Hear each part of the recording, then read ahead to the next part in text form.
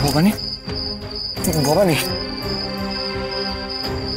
ও ভবানী, ভবানী, ভবানী চোখ খুলুন।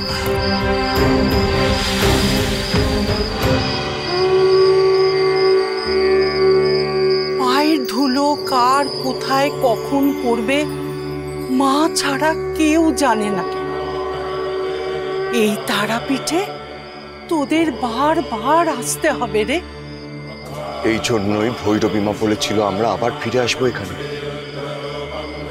তারা বলো, ফিরিয়ে আনলে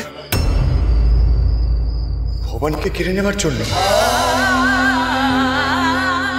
না না না না না না, তুমি এত বড় শাস্তি দিতে পারো না তোমার ভক্তকে। হ্যাঁ, তোমার মনে আছে এই তারাপীঠেই ভবানী তোমার পায়ে মাথা ঠেকিয়েছিল? জয় মাতা, জয় মাতারা। যে করে হোক তুমি ভবানীকে ফিরিয়ে আনো। হ্যাঁ, ফিরিয়ে আনো। দেখো ভবানীর শরীর বিষে নীল হয়ে যাচ্ছে।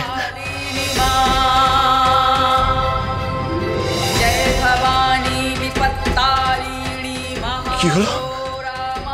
তুমি এখনো নীরব কেন? তুমি কিছু করবে না? তুমি কি ভবানীকে বাঁচাবে না? উত্তর দাও, উত্তর দাও মা, উত্তর দাও।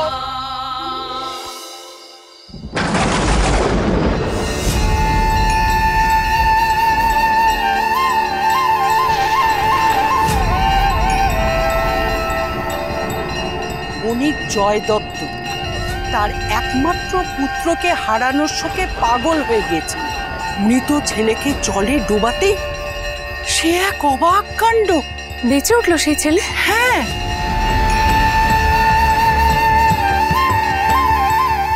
দারুক নদীর জল। হ্যাঁ, দারুক নদীর জল, তাই তো। মা ভৈরবীর কথা অনুযায়ী ওই জয় দত্তর সন্তান ওই তারাপীঠের জল দিয়ে তো বেঁচে ফিরেছিল।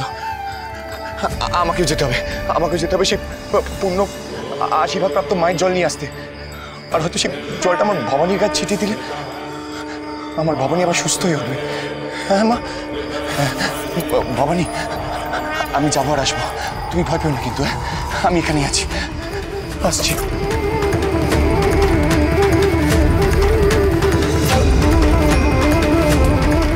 রাজরাজেশ্বরী রানী ভবানী প্রতিদিন রাত 8:30টায় স্টার জলসায়।